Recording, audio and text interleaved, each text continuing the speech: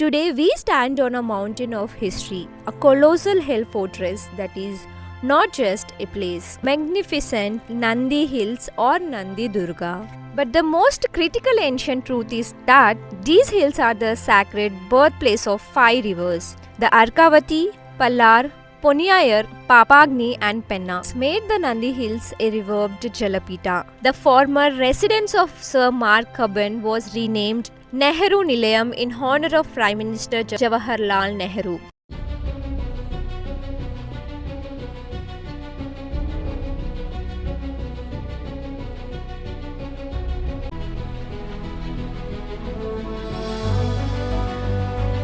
Welcome back to LARA'S Ancient Tales, where we dig deeper than the guidebooks. Today we stand on a mountain of history, a colossal hill fortress that is not just a place, but a living chronology of South Indian empires, the magnificent Nandi Hills or Nandi Durga.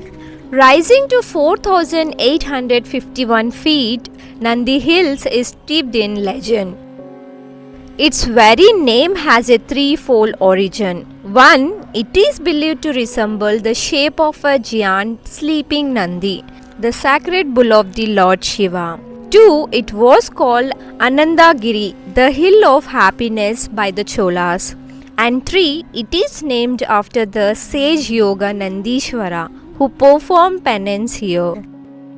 But the most critical ancient truth is that these hills are the sacred birthplace of five rivers. The Arkavati, Pallar, Poniyar, Papagni and Penna made the Nandi Hills a revered Jalapita long before any fort was built. To truly understand Nandi Hills, you must look at its twin temples, which tell a story dating back over 1200 years. Located at the base in the Nandi village is a majestic Bhoga Nandishwara Temple. This isn't one temple, but a complex with two main shrines. The northern shrine, Bhoga Nandishwara, attributed to the Chola dynasty, representing Lord Shiva in his youthful, worldly form. Bhoga meaning the worldly enjoyment.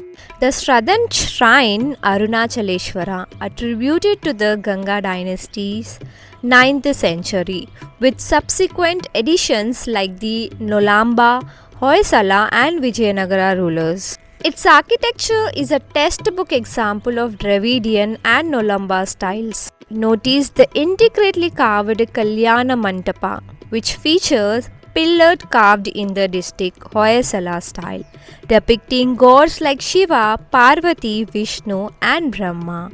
An inscription on a boulder nearby, dating to around 750 AD, even praises the hill, suggesting its importance to the Jain community as a Shravana Tirtha before the major Shiva temples took prominence.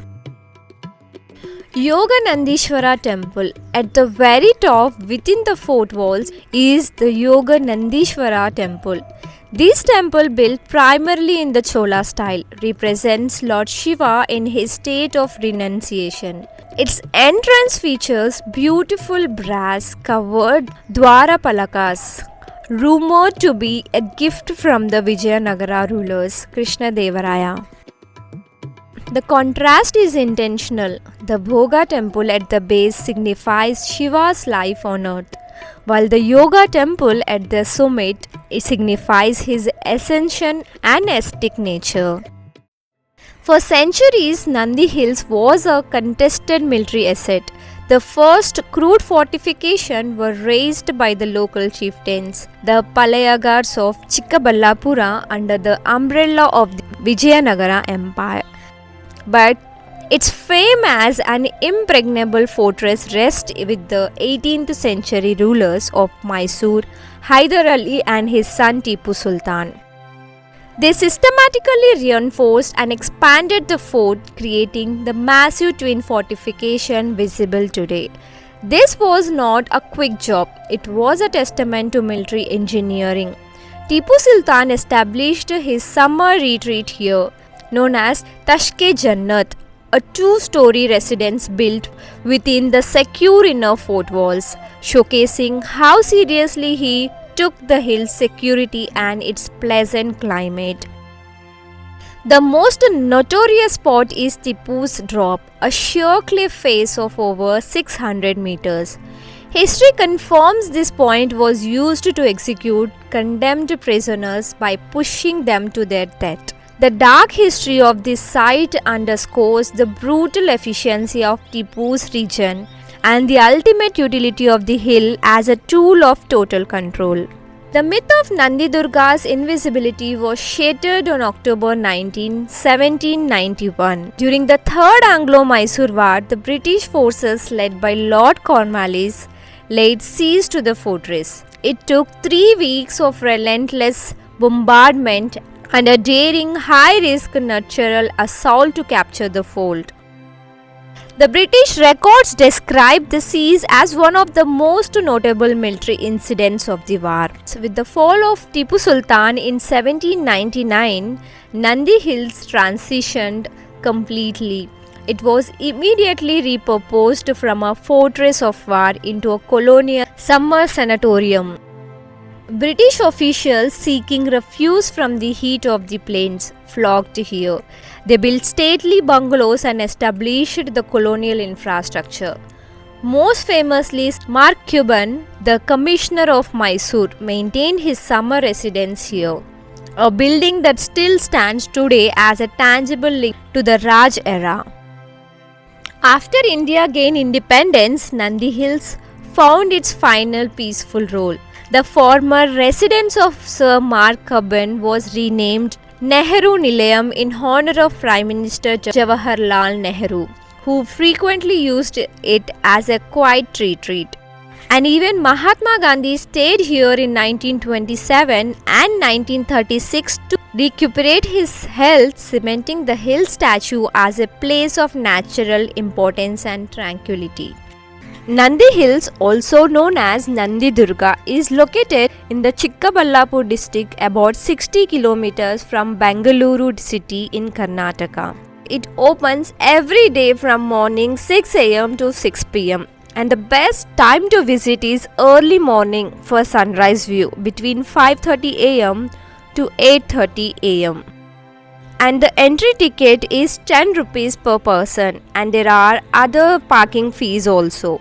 If you are going to travel here by air, then the nearest airport is Kempegowda International Airport, Bengaluru, which is approximately 38 kilometers away from here. And from there you can take a taxi directly to Nandi Hills. If you are going to travel here by train, then the nearest railway station is Chikkaballapur railway station, which is approximately 9 kilometers away from here. If you are going to travel here by the bus, then the KSRTC buses and the private minibuses operate from Majestic bus stand and Chikkaballapur town. You can stay here in nearby hotels and resorts in Chikkaballapur and Nandi villages. Today, the hill remains a vital symbol, a blend of sacred geography, architectural genius, and military history. The ancient stone whispers of the Ganga chieftains, the Chola kings, the brutal might of Tipu, and the leisurely retreats of the British. Every layer of mist that rolls in hides another century of this incredible, complete history. Thank you for joining me on this journey to the past. If you like this video, then don't forget to like, share and subscribe to LARA'S Ancient Tales. Until next time, keep exploring and keep wondering.